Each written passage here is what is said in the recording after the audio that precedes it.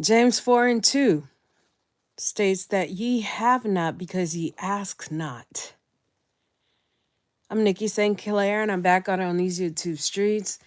And I wanted to talk to everybody because, you have a lot of manipulators out here that will show you proof that they need help or that they want to ask. Or, I sure am hungry. I sure could use a bite of a sandwich right now. And they'll see you sitting there with a whole sandwich in your hand. Or, they want to put the pressure on you, but they don't want to ask you. And the manipulation is a big turnoff for me. If you're too embarrassed to ask, don't mention, oh, I sure wish, I sure need, I sure want. Because if you don't ask me, I'm going to assume you ain't talking to me. And back in the day, old school Nikki, right? Old school Nikki used to be like, oh, well, well, do you need this? Like I'm taking hints. New school Nikki is not taking hints, okay? The word James 4 and 2 says, ye have not because ye ask not. And if you don't ask me, you ain't talking to me. And I won't be rendering any services to anyone who does not ask. Now, when you ask, you may need to be prepared that I may say no or that I'm not available. But there has to be some sort of a mutual respect. I'm not going to sit up here and manipulate nobody. I used to have this one friend that used to come over my house. She knew she didn't have a car, but she would stay and stay and stay and sit on my couch or lay on the floor and act like she's just watching TV and just stay and stay and stay. Well, girl, you don't live that far from me. You could walk home. But see, the bottom line is she didn't want to go home because she was not in favor of her mother. She did not like going home. She would have rather crashed at my house. And instead of saying, hey, Nikki, do you mind if I crash here? I really just don't want to be in that environment tonight. No, no, no. She would stay and stay and stay and stay some more and go to the restroom and come out and lay on the floor. And to the point, it was at a point where I just said, hey, are you ready? Go ahead and put your shoes on. Let me run you home really fast. Because if I hadn't have said it, she would have stayed and stayed. And I used to take the bait and say, did you want to spend the night? And she'd say yes. But my whole thing is, it's a manipulation for me. Ask me, hey, is it okay if I crash here? I really don't feel like going home tonight. Hey, could you give me a ride? I really need a ride. Don't tell me, well, I don't know if I'm going to miss the last bus. And please don't ever do me like that. Because you know what? Old school Nikki would have been like, okay, girl, well, where are you? I'm going to pick you up. I'm going to drive you home. But new school Nikki is like, well, I don't know. If you missed the bus, I don't know. Because you didn't ask me. You didn't say, hey, I don't know what's going on. I don't know what I'm going to do. Do you think you could give me a ride? I can give you a few dollars. You don't want to ask, and I'm not volunteering. This is the new me. The old school me would always volunteer. I'd volunteer my opinion. I'd volunteer help. All you had to do was hint, hint, hint. I'd take the hint and, make it seem like it's my idea. Like, hey, well, I mean, did you want me to give you a ride? Or did you want to spend the night? Knowing that's what you're leaning on. And then the person will be all relieved because they didn't want to ask. And I just think that it's wrong. I think it is a form of disrespect when a person is manipulating you and are trying to manipulate you, saying, the obvious. Oh, you got a sandwich? Oh, and what's funny is there's actually a video, like a reel that's going around where the little kid wants to beg for Jolly Ranchers. So he's like, "You have Jolly Ranchers? Is that watermelon? Watermelon is my favorite." And my mommy says I can eat the candy, and my mommy gives it to me sometimes. It's like the child is literally trying to manipulate the adult and into the adult offering the child some candy instead of saying, "Hey, is it okay? Can I have a piece of candy?"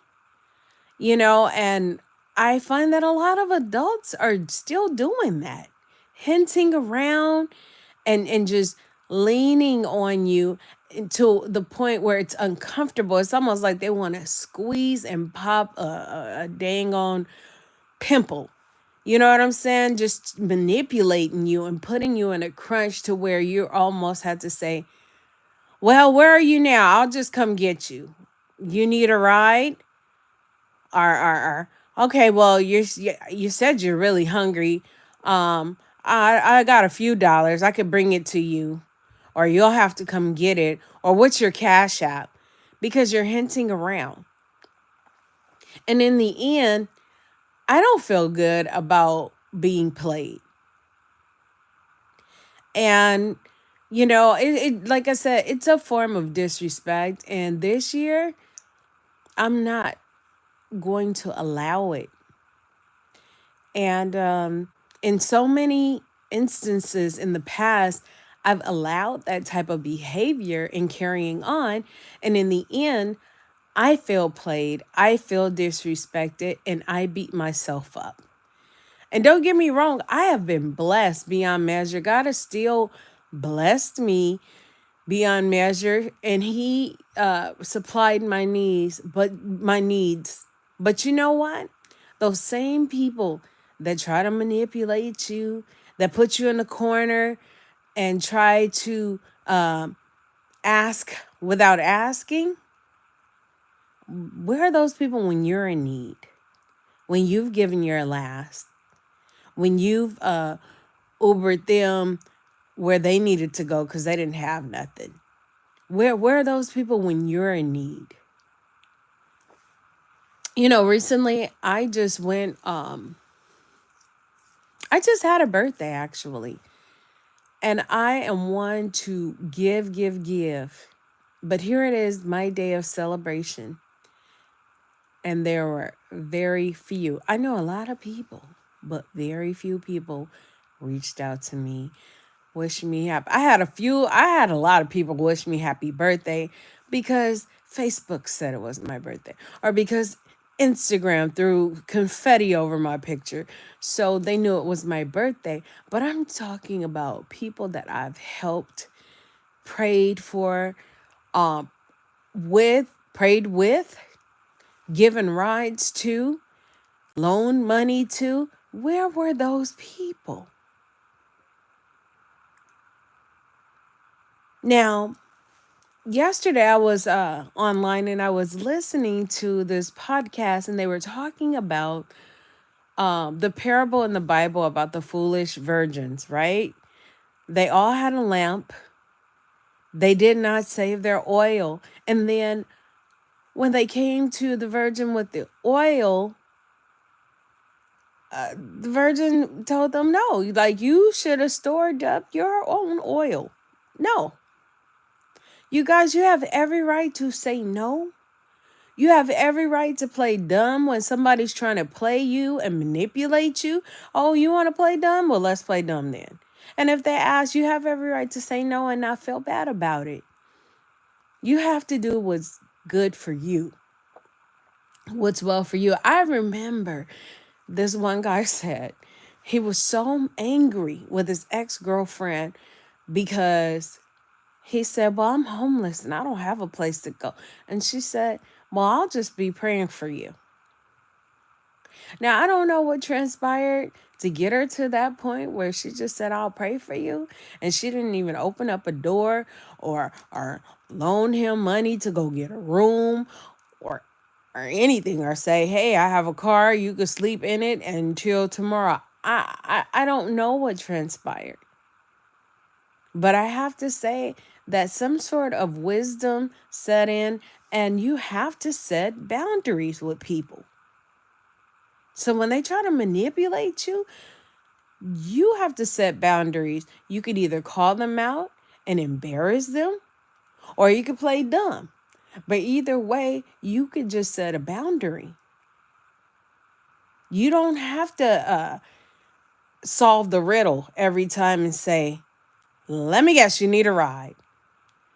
Let me guess, you need $20 and you're telling me because you need $20. I've had people, I'll never forget back in the 90s, people will be like, so why are you telling me this? I mean, like straight up call your ass out. Like, so what do you want me to do about it? So why are you telling me this? It instantly put that person on the spot, and they turned the manipulation onto them to make them say what it is that they needed. And I used to be that person on the other end and just be so embarrassed. But now I understand. Growing up, I understand why people put other people on the spot. Because it's like, we're not going to do this back and forth thing. Can you please get to the point? Why are you telling me all of this? Why are you telling me this sad story? Now, what's funny is people will tell you a sad story all day and hope that you will jump on things. But the people that will vent to you about things that you yourself may offer some sort of solution or relief, because they're like, my boyfriend beat me again, or my job is tripping again. It's like, well, do you have a resume? Let's get your resume together and get you in a girl. No, I'm not. I've been there so long. I don't have the skills to go to another job. Or, you know what? He's just tripping. I don't know where he went. That just lets you know that person just coming right back. They just want somebody to vent to. And you have every right to shut things down. You don't have to always offer yourself.